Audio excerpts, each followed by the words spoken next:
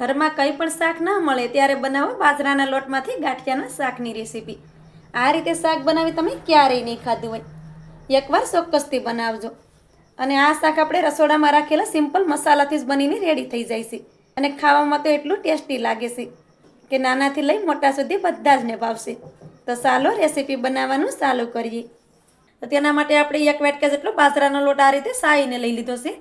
તમારે જેટલા ગાંઠિયા બનાવવો હોય એ પ્રમાણે તમારે બાજરાનો લોટ સાળી અને લઈ લેવાનો, કેમ કે આપણે આ લોટનું માપ નથી હોતું, કેમ કે ઘરમાં જેટલા વ્યક્તિ હાટું આપણે શાક બનાવતા હોય એ પ્રમાણે લોટને લઈ લેવાનો।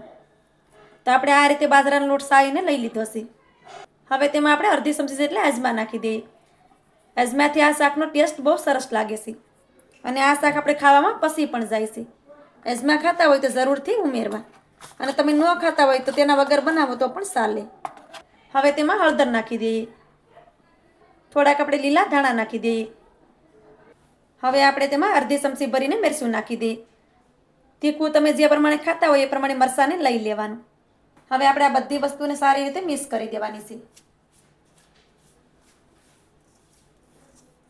આ રીતે બધી વસ્તુ આપણે મિક્સ કરી દીધી છે। હવે તેમાં થોડું થોડું પાણી નાખતા જઈએ, અને જેવી રીતે આપણે રોટલા ઘડવા લોટ બાંધીએ એવી જ રીતે આને મસળી અને લોટને બાંધી લેવાનો છે। ઘરમાં કોઈ પણ શાક ન હોય તો આપણે આવી રીતે ગાંઠિયાનું શાક બનાવી શકાય, અને ખાવામાં તો ખૂબ ટેસ્ટી લાગે છે કે નાનાથી લઈ અને મોટા સુધી કોઈ ના જ નહીં પાડે કે અમારે નથી ખાવું। એકવાર ચોક્કસથી બનાવજો, અને ચેનલ પર નવા હોય તો ચેનલને સબસ્ક્રાઈબ કરવાનું ભૂલતા નહીં, અને મને સપોર્ટ જરૂરથી કરજો।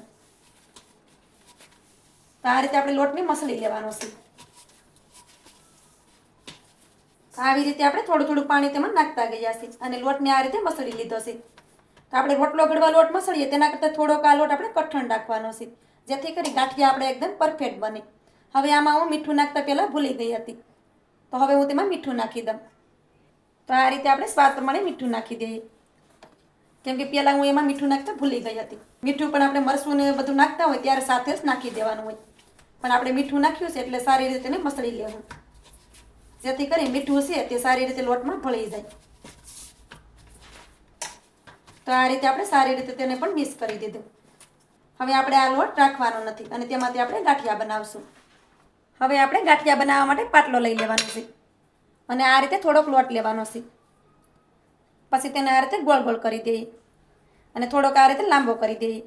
હવે તેને પાટલા પર રાખી દેવાનો અને પછી તેને આ રીતે લાંબો કરતા જવાનું, આ રીતે આંગળીઓથી કરવાનું, અને લોટને આપણે એકદમ પતલો પતલો કરી લેવાનો છે, કેમ કે જાડો ગાંઠિયો બને તો તે ખાવામાં સારો નહીં લાગે। પતલો ગાંઠિયો હોય તો તે સડી પણ તરત જાય અને ખાવામાં પણ સારો લાગે। જો આ રીતે આપણે એકદમ પતલો પતલો બનાવી લીધો ગાંઠિયાને, પછી તેને આ રીતે રોલ કરવાનું જ આવી રીતે રોલ છે તે આસાનીથી થઈ જશે, અને આ લોટ તો બિલકુલ પણ સોટશે નહીં હાથમાં, કેમ કે લોટ આપણો એકદમ પરફેક્ટ છે। તો આ રીતે તમે જોઈ શકો છો કે આપણો ગાંઠિયો બની અને રેડી થઈ ગયો છે। હવે તેને આપણે થાળીમાં રાખતા જઈએ। આવી જ રીતે હું તમને બીજી વાર પણ ગાંઠિયો બનાવીને દેખાડું। તો આ રીતે થોડોક લોટ લઈ લેવાનો, કેમ કે તમારે પણ ગાંઠિયા બનાવવા હોય તો એકદમ ઇઝી રહે। પછી તેને આ રીતે લાંબો લાંબો કરતો જવાનો। ઘરમાં કોઈ આપણી મદદ કરે એવું હોય અને ગાંઠિયા બનાવવા લાગે તો પણ ચાલે, ને એકલા હોય તો પણ આ ગાંઠિયા તરત બની જાય છે। જ્યારે મારા મમ્મી આ ગાંઠિયાનું શાક બનાવતા તો અમારા બધાનું ખૂબ ફેવરેટ છે, અમે તો તેના માટે રહેવા પણ ન દેતા, એટલું ખાતા। પછી આ રીતે ગાંઠિયો બનાવી લઈએ, ને અઠવાડિયામાં 2 વાર તો અમારી ઘરે બનતું જ આ શાક, અને ઘરમાં આમ પણ કોઈ શાક ન હોય તો આપણે આવી રીતે ગાંઠિયાનું શાક પણ બનાવી શકાય। તો આ રીતે આપણે બીજી વાર પણ ગાંઠિયો બનાવી લીધો, તો તેને પણ રાખી દઈએ થાળીમાં। હવે આપણે આ જ રીતે બધા ગાંઠિયાને બનાવી અને રેડી કરી લઈએ।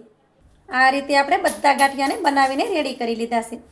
તો હવે આપણે શાક બનાવી લેશું। શાક બનાવવા માટે આપણે કઢાઈ લીધી છે।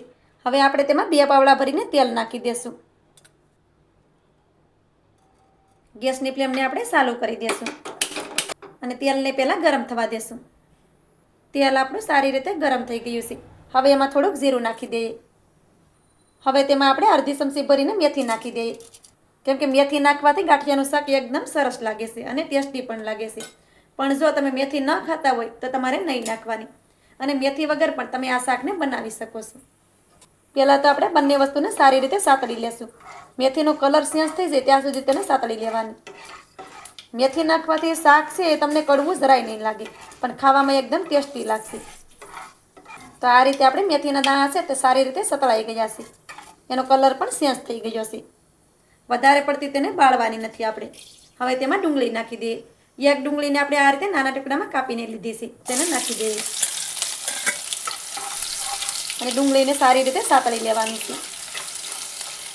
ડુંગળીને આપણે આ રીતે થોડી વાર માટે સાતળી લીધી છે અને ડુંગળીનો પણ કલર ચેન્જ થઈ ગયો છે. હવે આપણે આમાં મસાલા નાખશું. આપણે ઘરમાં રહેલા સિમ્પલ મસાલાથી જ આ શાકને બનાવવાનું છે. એટલે તો કહેવાય છે કે ઘરમાં કંઈ પણ શાક ન હોય ત્યારે ઘરમાં રહેલા સિમ્પલ મસાલાથી પણ આપણે શાકને બનાવી શકીએ છીએ. સ્વાદ પ્રમાણે મીઠું નાખી દઈએ. થોડીક આપણે હળદર નાખી દઈએ. 1 ચમચી ભરીને આપણે મરચું નાખી દઈએ. તીખું તમે તમારા પ્રમાણે ઓછું કે વધારે પણ કરી શકો છો. એની સાથે 1 ચમચી જેટલું પાણી નાખી દઈએ, જેથી કરી મસાલા આપણા બળે નહીં અને સારી રીતે મિક્સ કરી દઈએ. તમે લસણવાળું મરચું ખાતા હોય તો તે પણ નાખી શકાય. હવે આપણે મસાલાને થોડી વાર માટે પાકવા દઈએ. મસાલા પણ આપણા સારી રીતે પાકી ગયા છે. હવે તેમાં આપણે પાણી નાખી દઈશું. તો 1 ગ્લાસ પાણી આપણે પહેલાં નાખ્યું અને આપણે આ પોણો ગ્લાસ જેટલું પાણી નાખીએ છીએ. એટલે 2 ગ્લાસમાં થોડુંક ઓછું આપણે પાણી નાખ્યું છે, કેમ કે આપણે ગાંઠિયાનું શાક છે એટલે ગાંઠિયાને સળતા થોડીક વાર લાગશે. એટલે પાણી થોડુંક આપણે વધારે નાખવાનું. ઓછું પાણી નાખીએ તો ગાંઠિયા આપણા પાસે કાસા રહે. હવે તેનું ઢાંકણ ઢાંકી દઈએ અને શાકને થોડી વાર માટે ઉકળવા દઈએ. શાક ઉકળી જાય પછી જ આપણે તેમાં ગાંઠિયાને નાખવાના છે. શાક આપણું સારી રીતે ઉકળી ગયું છે, તમે જોઈ શકો છો. હવે આપણે ગેસની ફ્લેમને ધીમી કરી દઈએ અને બધા ગાંઠિયાને તેમાં નાખી દઈએ આ રીતે.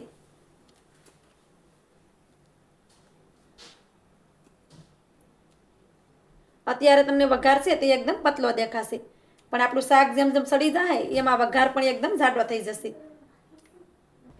આ રીતે આપણે બધા ગાંઠિયાને નાખી દીધા છે.